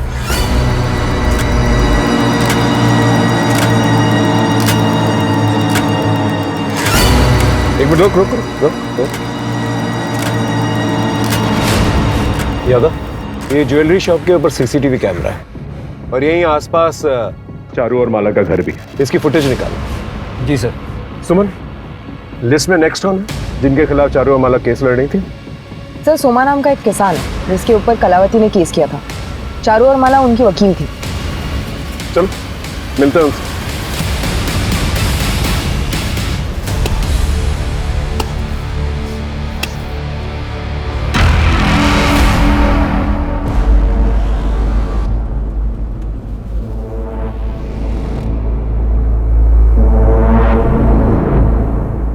सोमा। जी साहब, क्या हुआ? फोन हुआ चारू और माला का। जानते थे उन्हें? कल रात कहाँ थे? साहब मैं झूठ नहीं बोलूँगा, कल रात में गया था उनसे मिलने। डिटेल में बताओ। मैं इतना अमीर किसान नहीं हूँ चारू बहन कि किसी वकील पे खर्चा कर सकूँ, और इस बार तो फसल भी कम हुई है। किसी तरह ये केस बंद हो जाए, ऐसा कुछ कर दीजिए। मैं आपके आगे हाथ जोड़ता हूँ। तुमने कलावती यादव के खेत में 20 मीटर अंदर तक कब्जा किया हुआ है। क्या तुम ये जानते हो कि वो तुमसे भी ज्यादा गरीब किसान है? तुम्हारी इस ज्यादागिरी की वजह से उसे कितना नुकसान हुआ है, तुम्हें कुछ एहसास भी है इस चीज का? अगर इतनी चिंता है तो जमीन वापस लौटा दूं, क्योंकि ये केस तो हम जीत के रहेंगे।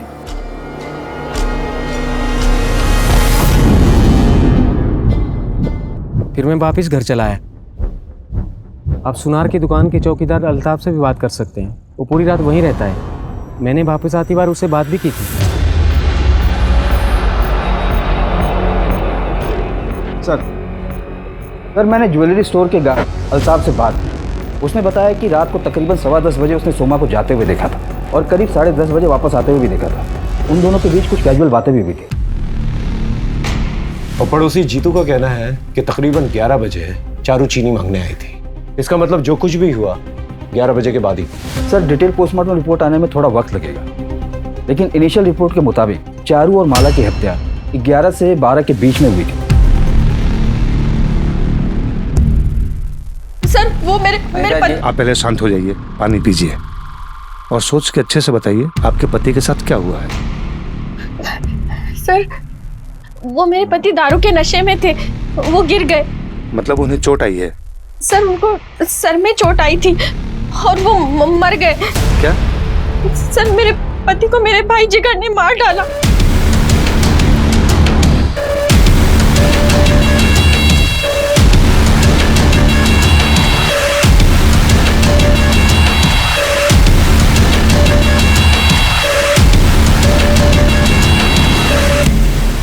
सर कहिए। मुझे आपसे माला के बारे में कुछ बात करनी थी। कहिए। मैं माला की दोस्त हूँ। कुछ ही दिन पहले मैंने माला से ये बुक ली थी पढ़ने के लिए और मैंने आज ही से पढ़ना शुरू किया है और इसमें से मुझे ये मिला।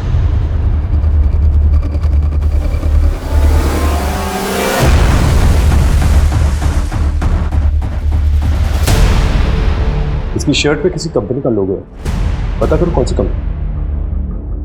सर माला मेरी बहुत ही अच्छी दोस्त थी, लेकिन उसने मुझे कभी भी इस लड़के के बारे में नहीं बताया। इस इंफॉर्मेशन के लिए शुक्रिया, थैंक यू सो मच। इस पारस के बारे में पता कर, उठा के लेके वैसे। जी सर।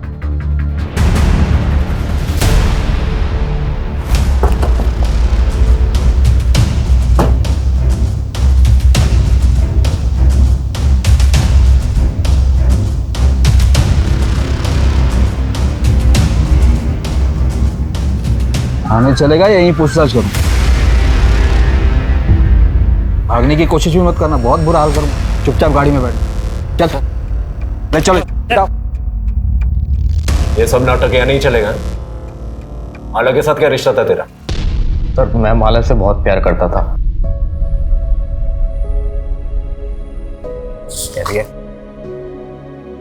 सुनो ना पारस, हम कब तक ऐसे मिलते रहेंगे? हमारे पापा और मेरी बहन से डर डर के। बस तू हाँ कर दे माला, फिर तेरे पापा और मेरी बहन दोनों से डरना बंद।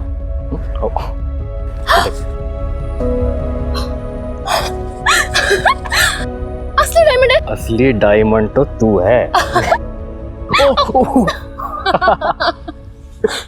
जिससे इतना प्यार करते थे उसका खून हो जाता है, उसकी खबर तक नहीं लेनी चाहिए। पुलिस से मिलने क्यों नहीं आए? सर वो मैं बहुत डर गया था। वैसे भी मैं और माला छुप छुप कर मिलते थे और चारू दीदी को भी हमारे बारे में कुछ नहीं पता था। डर क्यों गया था? खून तूने किया? नहीं सर, मैंने कुछ नहीं किया। और सर जिस रात खून हुआ था उस रात मैं शहर गया हुआ था, होटल में भी रुका था, आप चाहे तो चेक कर सकते हैं। चारू और माला का फोन गायब है। आखिरी बार माला के नंबर पे कब फोन किया था? सर दरअसल वो और मैं उसके एक दूसरे फ़ोन पर बात करते थे। वो एक सीक्रेट नंबर था और वो हमेशा अपने अलमारी के चोर खाने में उसे छुपा के रखती थी। हमेशा वही कॉल करती थी सर। चारू का घर चेक करो, वैसे सीक्रेट मोबाइल के बारे में पता करो। जी सर।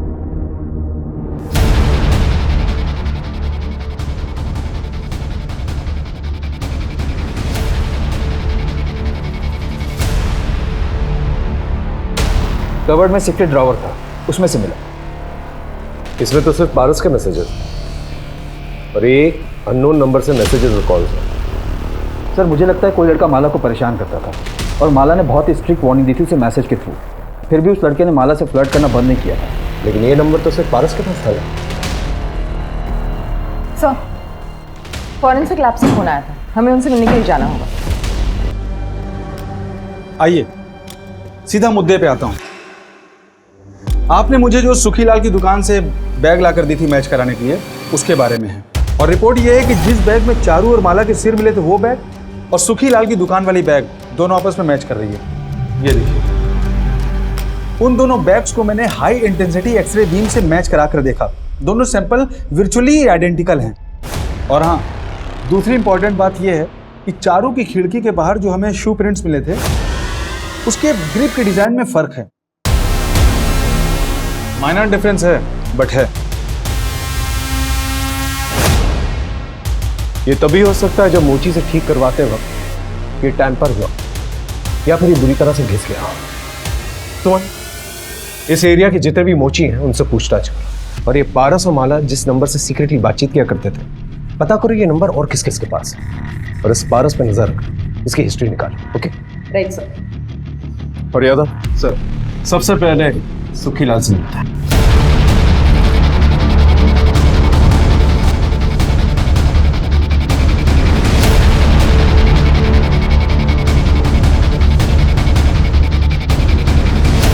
चेक करो। क्या हुआ साहब? क्या ढूंढ रहे हो साहब?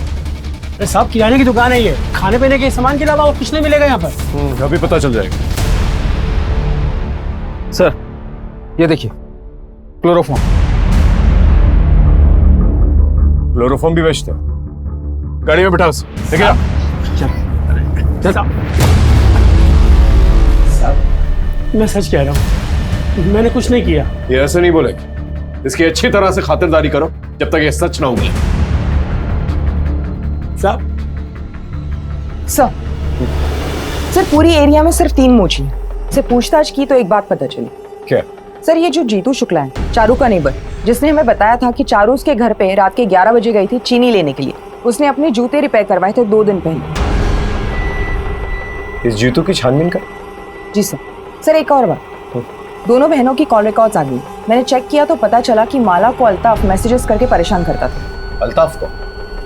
वो ज्वेलरी शॉप वाला वॉचमैन? जी सर। हाँ साहब, मैं उसको मैसेजेस करता था क्योंकि मुझे वो बहुत पसंद थी। मैं उसको बहुत प्यार करता था साहब। मैं उसको नहीं मार सकता। आप चाहे तो सीसीटीवी फुटेज देख लो, मैं पूरी रात वहीं पे था।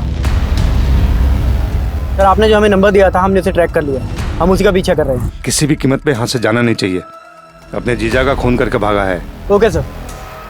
सर ट्रैकिंग से पता चल रहा है कि जिगर आगे वाली बस में ट्रेवल कर रहा है।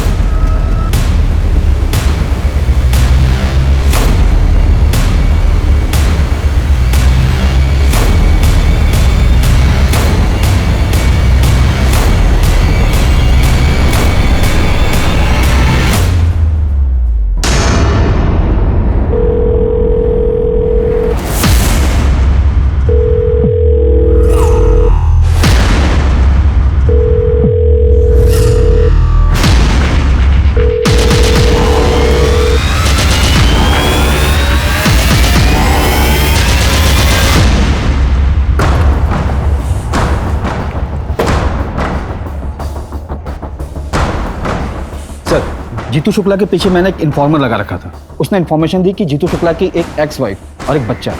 उसका बच्चा उसकी एक्स वाइफ की कस्टडी में और जीतू ने अपना एक्स वाइफ के खिलाफ कंप्लेन फाइल की ताकि वो अपने बच्चे की कस्टडी ले सके। लेकिन इस केस का हमारे केस से क्या लेना देना? सर मेरे इन्फॉर्मर ने जीतू के पड़ोसियों से बात की तो पता चला कि जीतू की वाइफ का केस चारू और माला लड़ रही थी और जीतू की वाइफ के घर चारू और माला का काफी आना जाना। तब तो उनसे मिलना पड़ेगा। चल।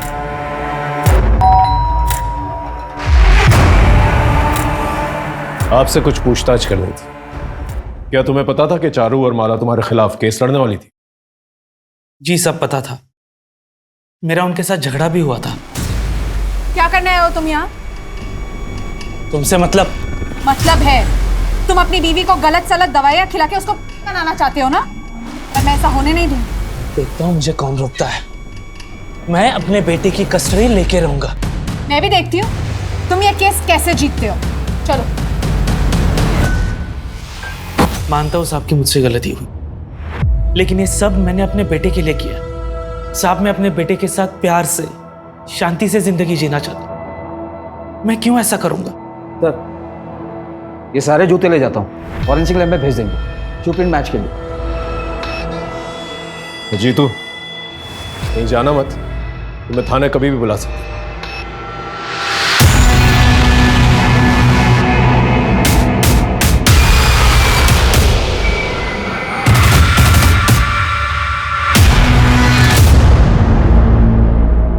लग तो सेम ही रहा है। यस सर, बिल्कुल सेम लग रहा है। और अगर जीतू को पूछेंगे तो बोलेगा उसकी नहीं है।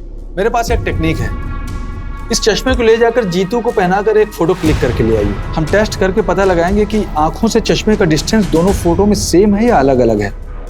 और एक और बात, ऐसा लग रहा है कि ये चश्मे नंबर वाले हैं। पता लगाइए कि जीतू के चश्मे का नंबर है या नहीं, और अगर है तो कितना है।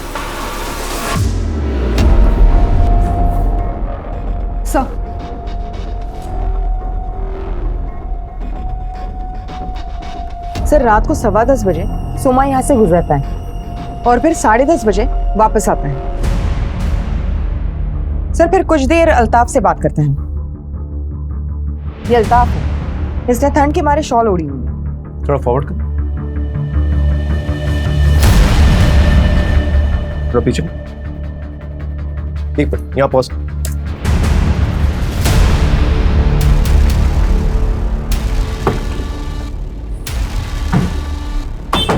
और अल्ताफ, और ठंड है ना, शॉल पहनते हो, जूता नहीं? अब मेरे पास जूते नहीं है, मैं जूते नहीं पहनता। पक्का? मैंने कभी जूते पहने ही नहीं है। नहीं पहने? गाड़ी में बैठो, चल। साहब मैंने क्या किया साहब? तेरी सीसीटीवी फुटेज देख। अपनी जगह जिस इंसान को तूने बिठा के रखा था ना, उसने पूरी रात शॉल तो पहनी, साथ में उसने जूते भी पहने। चल उठ। कुछ तो खिचड़ी पकड़ी है लोगों ने। सर अगर अल्ताफ उस रात यहाँ नहीं था तो कोई और भी है जो हमसे झूठ बोल रहा है।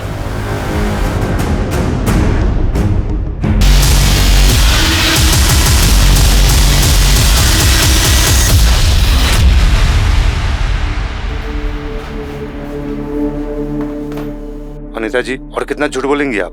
सर मैं कुछ समझी नहीं।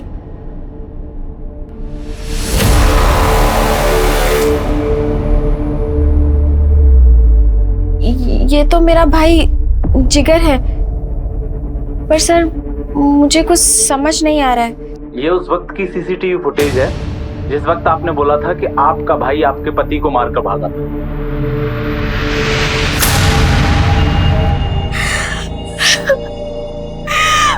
मैं सब सच बताती हूँ सर, सच बताती हूँ।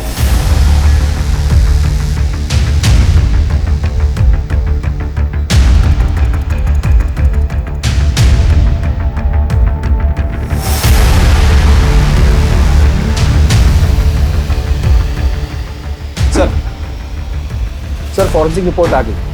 जीतू की शू प्रिंट और चारू की खिड़की के नीचे मिला हुआ शू प्रिंट एक दूसरे से 80% मैच कर। और एक बात सर, जीतू के चश्मे वाले फोटो के जरिए इंटरपिपुलरी डिस्टेंस को मैच करके देखा और जीतू की आंखों के नंबर की इंफॉर्मेशन निकाली तो पता चला कि वो चश्मा जीतू के होने के पूरे चांसेस हैं। उठा के लेके उस जीतू। साहब मैंने कुछ नहीं किया, मेरी बात तो सुनिए। साहब मैंने कुछ नहीं किया है, आप क्यों तमाशा मत कर जीतू, चुपचाप गाड़ी में बैठ जा। मैंने कुछ नहीं किया, आप ऐसे कैसे मुझे पकड़ के लेके जा सकते हो? हम बिना वजह कुछ नहीं करते, बिठाओ इसे। अरे सर मेरी बात तो।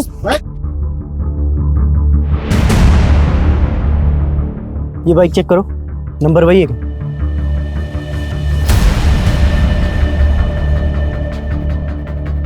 सर ये तो वही गाड़ी है जो ढाबे से चोरी हुई थी। बाइक तो मिल गया, लेकिन इसे चोरी करके यहाँ रखा किसने? पास पास देखो, कहीं कोई सीसीटीवी फुटेज है? सर सामने की तरफ सीसीटीवी है, जैसे इस तरफ की है। फुटेज पता कर सर। पुलिस के शक के घेरे में तो कई लोग थे, लेकिन अब भी पुलिस के पास कोई सॉलिड एविडेंस नहीं थे। हो सकता है कि ब्रजेश झूठ बोल रहा हो या फिर पारस की कहानी झूठी हो सकता है कि वो लोग सच बोल रहे हैं और जीतू झूठ बोल रहा हो कि चारू रात को चीनी मांगने आई थी। इसमें सोमा के बचने के चांसेस भी बहुत हैं क्योंकि किडनैपिंग के समय वो सीसीटीवी के पास से गुजरा था। इस माया जाल में फंसने से अपने आप को रोकना पुलिस के लिए काफी मुश्किल का काम हो जाता है। कुछ समझ में नहीं आ रहा है, कुछ तो मिसिंग। इतने सारे अलग अलग एविडेंसेस हैं। इतने लोगों को रिमांड पर लिया और समझ में नहीं आ रहा है कि खूनी कौन है। और एविडेंसेस भी ऐसे हैं जो ठोस जानकारी नहीं दे। अगर कातिल पकड़ा भी जाता है और हमारे पास उसके खिलाफ कोई सबूत नहीं हुआ तो इन एविडेंसेस की बिना पे वो छूट जाएगा, अनलेस वो खुद ही कबूल कर ले कि खून उसने किया। और सिर्फ इतने ही लोग नहीं, पारस और ब्रजेश भी शक के दायरे में आते हैं क्योंकि ब्रजेश चारू और पारस माला का मिस्टीरियस रिलेशनशिप था। अंधेरे में तीर चला, लेकिन अगर निशाने पे लग गया ना तो कमाल हो जाए। क्या मतलब सर? शुरुआत से शुरू कर। जिस रात चारू और माला का मर्डर हुआ, उस रात हमारे एरिया में, हमारे आसपास के एरिया में कौन कौन से क्राइम हुए थे? हो सकता है कोई क्रॉस कनेक्शन मिल जाए। फिर भी एक केस में एक मकान मालिक ने अपने किराएदार को घर से बाहर निकाल दिया था टर्म खत्म होने से पहले। दूसरे केस में हाईवे पर एक्सीडेंट हुआ था एक बूढ़े आदमी का, कार ड्राइव करते हुए। तीसरे केस में एक महिला ने अपने ही भाई पर आरोप लगाया था कि उसके भाई ने उसके पति की हत्या की। और सर लास्ट में एक चाय के ढाबे पर कुछ ही मिनटों में एक आदमी की बाइक चोरी की गई। हाँ सर, ये लास्ट वाला क्राइम हमारे मर्डर साइट के नजदीक में हुआ था। इन सारे केसेस को दोबारा, खास करके लास्ट वाला केस, पता करो ये चोर कौन। वैसे तो 2 केसेस हमारे थाने के और बाकी के 2 पास के बिजौर गांव, जिसकी इंक्वायरी भी आई। पीआई चंदन सिंह और पीएसआई सतीश इस केस की इंक्वायरी कर। सर, पास के बिजौर गांव से सब इंस्पेक्टर सतीश दुबे आए हैं इसी केस के सिलसिले में। भेजो।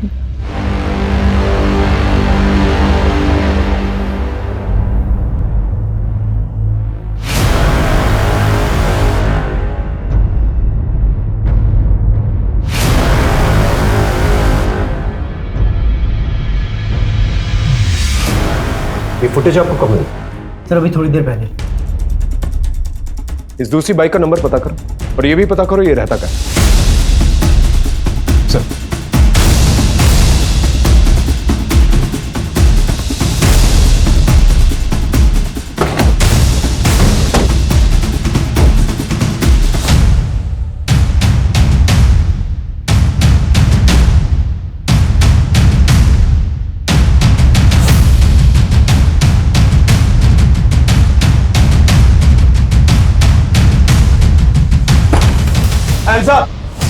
कोई चालाकी नहीं।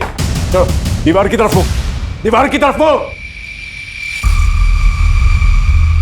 सर ये तो वही लड़का है, जिगर। अंकिता के केस में हमें इसकी तलाश है। ये देख, यही है। जी सर। दोनों को थाने लेके चलो, अटकड़ी तरफ।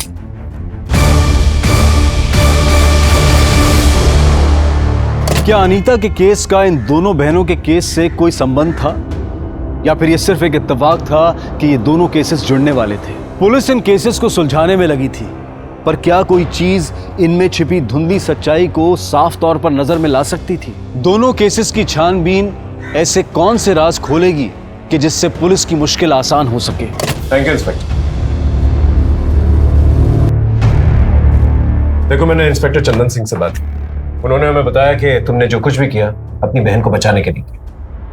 तुम्हारी बहन अगर निर्दोष होगी तो वो छूट जाएगी। लेकिन मुझे एक चीज बता, जब उस रात तुम भागे, रात से लेकर सुबह तक, जब तक तुमने बाइक चोरी की, तब तक तुम कहाँ थे?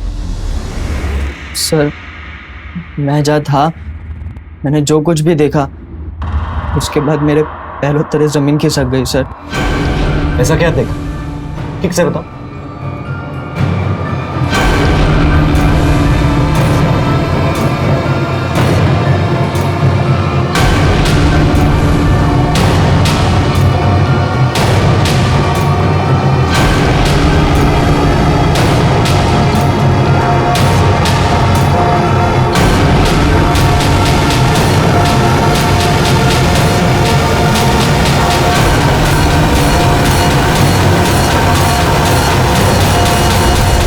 किसने मारा दोनों लड़कियों? चेहरा देखा? नहीं सर, मैं नहीं जानता। 3 लोग थे? नहीं सर, ज्यादा थे।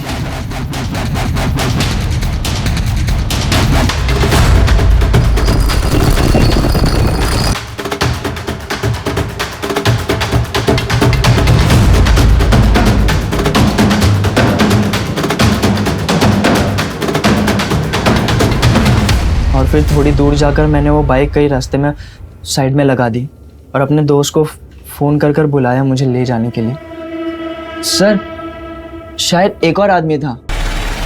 अब ये कौन हो सकता है?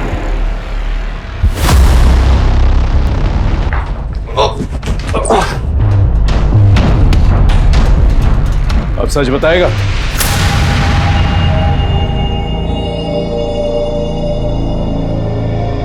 चारू दी, मुझे ना आपसे कुछ बात करनी थी।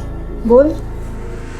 अब वो ना मुझे आपको किसी से मिलवाना था। देर आए दुरुस्त आए। वैसे नाम क्या है जनाब का? अरे इतनी रात गए कौन है? तो रुक मैं देख के आती हूँ।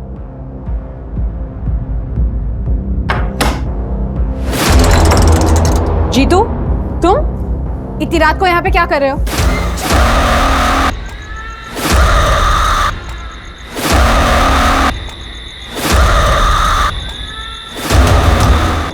पहले से ही प्लान था ना इस। अल्ताफ ने अपनी जगह सीसीटीवी के सामने किसी और को बिठा दिया, शॉल उड़ा के, और फिर ज्वेलरी शॉप के सामने से ये सोमा गुजरा ताकि सीसीटीवी कैमरा में इसकी फुटेज आ जाए और ये सेफ हो जाए। उसके थोड़ी देर बाद वो भी मेरी खान में आ गया। बाकी के लोग पहले ही पहुंच चुके थे, मैं जानना नहीं चाहता था वहां पर। मैं बस ये देखना चाहता था कि मेरे प्लान के हिसाब से काम कर रहे हैं या नहीं, तो इसलिए मैं भी वहां चला गया।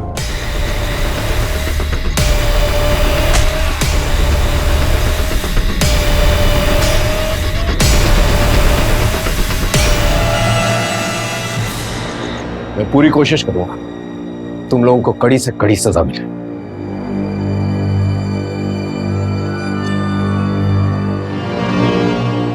आखिरकार पुलिस सभी कातिलों को पकड़ने में कामयाब हो गई। सोमा, अल्ताफ, सुखीलाल और सनी सिंह के पास चारू और माला को मारने के लिए अपनी अपनी वजह थी, लेकिन किसी को मौत के घाट उतारने के लिए कोई भी वजह वाजिब नहीं होती। एक 19 साल का लड़का जिगर जो अपनी बहन अनीता को बचाने की कोशिश कर रहा था, उसकी वजह से चारू और माला को इंसाफ मिला। सोमा, अल्ताफ, सुखीलाल और सनी सिंह सबने मिलकर चारू और माला से मिलने का प्लान बनाया और दोनों बहनों को बड़ी बेरहमी से मौत के घाट उतार दिया।